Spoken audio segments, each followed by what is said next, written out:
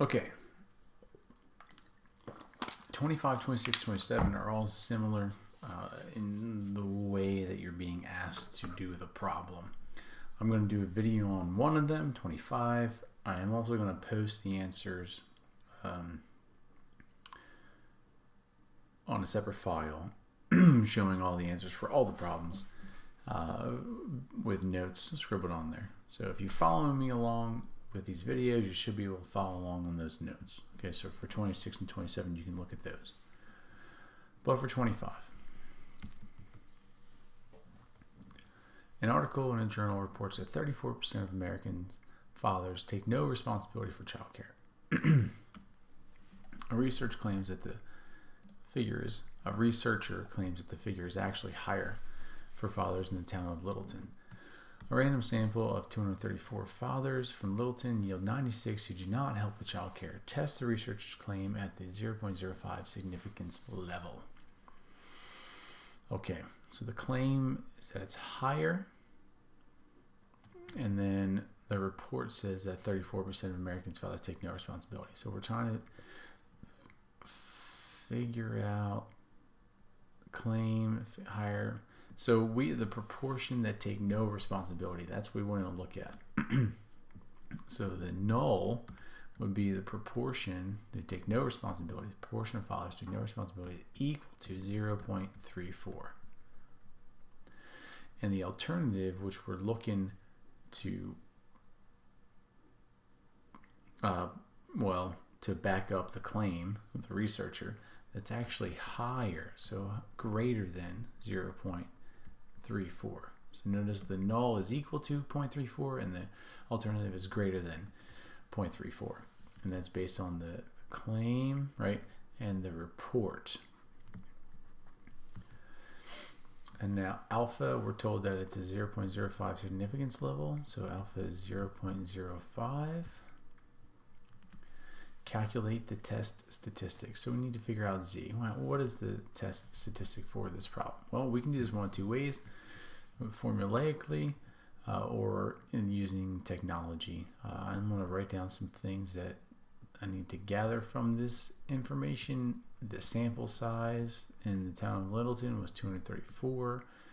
The people that did not help with childcare, so part of that proportion, the X is 96.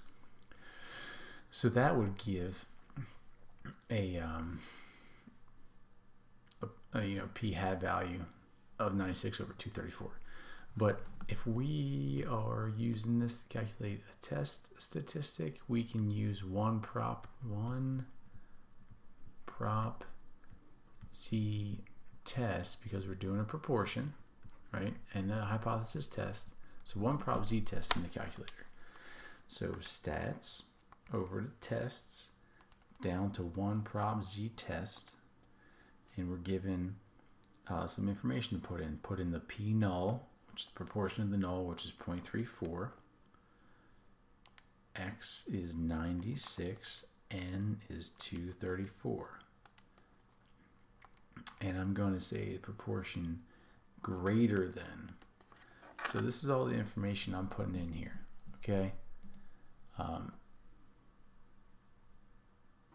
P null is 0.34, X is 96, N is 234.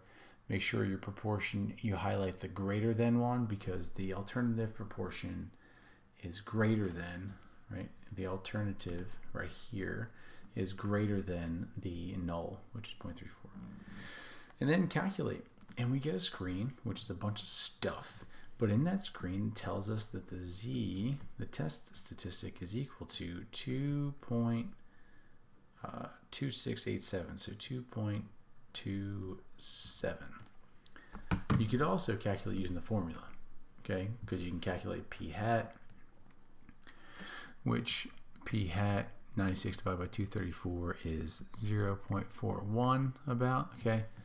And so you can calculate this using the formula, or you can just use the technology.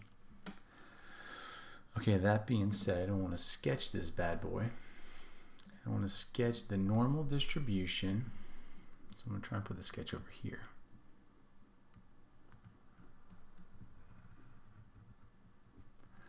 The normal distribution.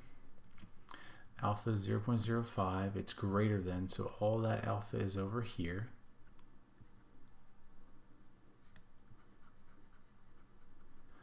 So that's 0.05. The test statistic is 2.27. If this alpha is all over here, I really just need to calculate the p-value, which the p-value is actually given to me on this one prob z test screen. The p-value is equal to 0.0116. Okay. 2.27. So 2.27 is way over here. 2.27. Right.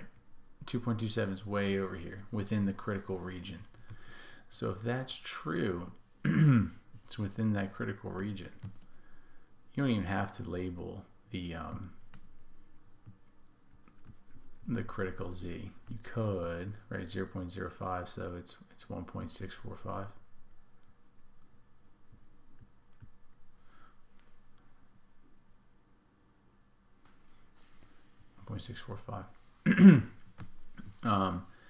All I have to do is compare the p-value to the alpha. So the p-value, which is this number here, is much less than alpha. So since the p-value is less than alpha, I am going to reject.